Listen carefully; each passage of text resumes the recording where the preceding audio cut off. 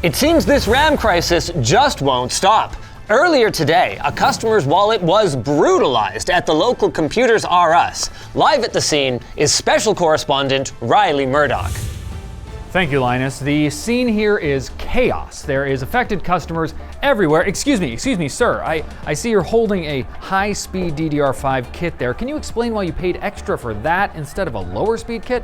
I don't know, man. Everybody tells me I need the more expensive stuff, but it's just so expensive. I'm just happy they didn't take my other kidney. Should we tell him? Are you a gamer, sir? Yes. Then we've got some fantastic news for you, because we tested 4 CPUs at 8 different speeds of DDR5, running as slow as 4,800 mega transfers per second, and it turns out you might not need to spend as much on memory as you thought. Ooh, that does not look great. Good thing he was born with 2 of them. But hey, it's not all bad. Let me cheer you up with this segue to our sponsor. Can we get this guy some help? Synergy. Synergy lets you use one keyboard and mouse to control multiple computers on your local network. You can even do things like copy and paste in between computers. Check them out with our link in the video description. The TLDR of our extensive testing is that while some CPUs do obviously benefit from faster memory, AMD's recent statement that their popular X3D gaming CPUs are super down to shack up with even the slowest memory seems to be pretty much accurate. We found that at typical gaming resolutions and settings, there was almost no difference between kits that run at industry standard or JEDEC speeds and faster overclocked gaming RAM. Now, this is not going to completely solve the problem. Even slower memory has been impacted by recent price increases. But hey, at least it gives us some options. Let's find out then how much performance we might be giving up, starting with Intel, where, unfortunately, the story is not quite as rosy as AMD's X3D chips. We chose both a last gen and a current gen representative, and we used our standard labs test benches. Testing took forever, by the way, because we had to use the same memory kit across each platform, which meant swapping out a lot of RAM. Let's start with gaming on Raptor Lake. Looking strictly at our geo mean across all games at 1080p, it's pretty clear that our 14900K loves fast DDR5.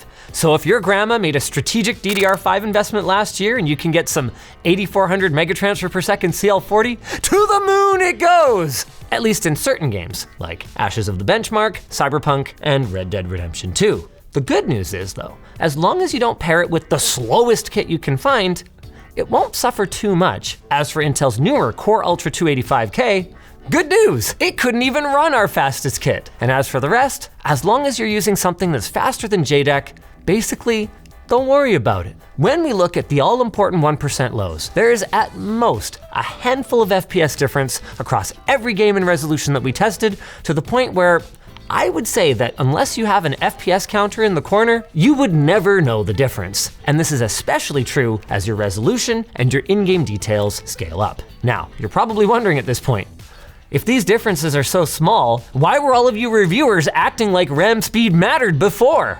It's all about the context, guys. When we were talking about 20 or 30 bucks to get a few percent performance improvement on your $1,500 or $2,000 gaming PC, that's a no-brainer. Who doesn't want bang for the buck? But we're not talking 20 or 30 bucks. We're talking $200 or $300 for a higher speed kit. That changes the math completely. Or does it? Maybe productivity will tell a different story.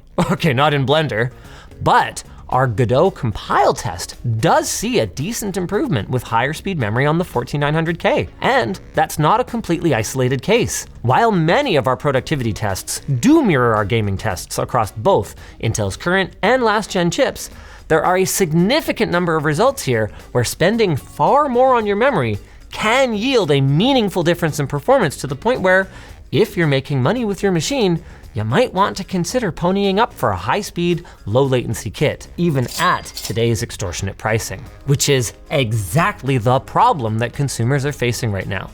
You wanna play video games and you gotta budget accordingly. pull. Joe Workstation user, he's not playing games. He wants to compile his code faster. So he submits a requisition to the IT department who goes, yeah, if it'll make you more productive, go for it. We're gonna have a companion LTTlabs.com article, by the way, that dives a little deeper into which business use cases might benefit and which ones won't. On the subject of business, check out the new sand-colored tech pants at lttstore.com. They offer loads of utility with hidden pockets galore while keeping you stylish on the job. Now, let's change gears and talk a little bit about AMD. Don't you guys love it when twice a day the corporate puffery clock gets it right? Just look at those beautifully aligned graphs on our 9800 X3D. Okay, there is a little bit of variance. Our 4800 megatransfer per second kit does sit in last place, and 6000 megatransfer CL30 is still the sweet spot. But turn on ray tracing or up the resolution and things become even more samelier than before. Like on Intel, Cyberpunk and Ashes show the biggest spread in our 1080p results,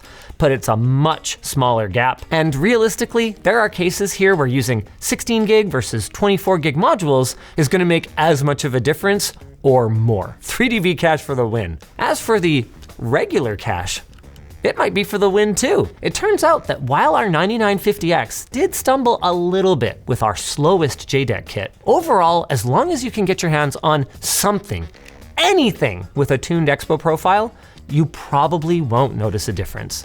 Especially at risk of sounding like a broken record, especially if you turn up your in-game details or kick your resolution up to 4K. Moving on to productivity, we've got a similar story to what we saw on Intel, just through a different colored lens. The JDEC kit is definitely the slowest, demonstrating that overclocked memory does have a reason to exist, just not at the current prices. Beyond that, there were occasional cases where faster memory, or especially sweet spot memory that runs in sync with AMD's Infinity Fabric at nice low latencies, did result in measurable gains.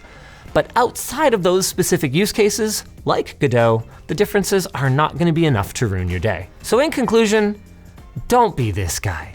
If you're a gamer and high-speed memory is available for a modest price delta, it can make a lot of sense, especially if you're on an older Intel platform. But right now, I just can't recommend it, especially to the tens of thousands of you that are buying X3D processors for gaming. By the way, we're gonna have X3D processors and all the stuff that we used on our benches linked in the video description if you guys wanted to check something up for your next rig. Just don't expect any great deals on the RAM down there. As for the non-gaming folks, man, I really feel for the cottage industry professionals right now. The folks who do work at home that requires faster RAM or especially a lot of RAM. Like, it's hard to care too much about corporate's workstation budget, but if you're an at-home developer or you're a contract creative professional, it is a super sucky time to need an upgrade. The only good news I have for you is that you can shave a few bucks off of your budget for now, and then with the money you saved, hopefully get something a little faster once the bubble pops. Anytime now would be nice. All right, well, I guess it's not happening yet, but while we continue to wait, here's a word from our sponsor. Synergy. If you have multiple computers on your local network and you have to run from system to system to get any work done, you should check out Synergy. They let you use a single keyboard and mouse to control multiple computers. And you can move your cursor in between devices as well as copy and paste. And unlike KVM switching, there isn't those few seconds of waiting. It supports hotkeys, TLS encryption, and clipboard sharing. Synergy isn't a subscription service. There are no reoccurring payments. Just choose which one of their 3 tiers fits your needs most and you go from there.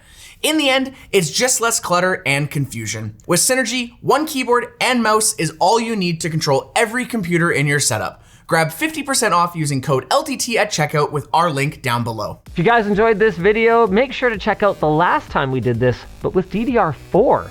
So if you want to pick up like an older Intel 12th or 13th gen chip and pair that with some nice fancy DDR4, you can decide for yourself exactly how much to spend.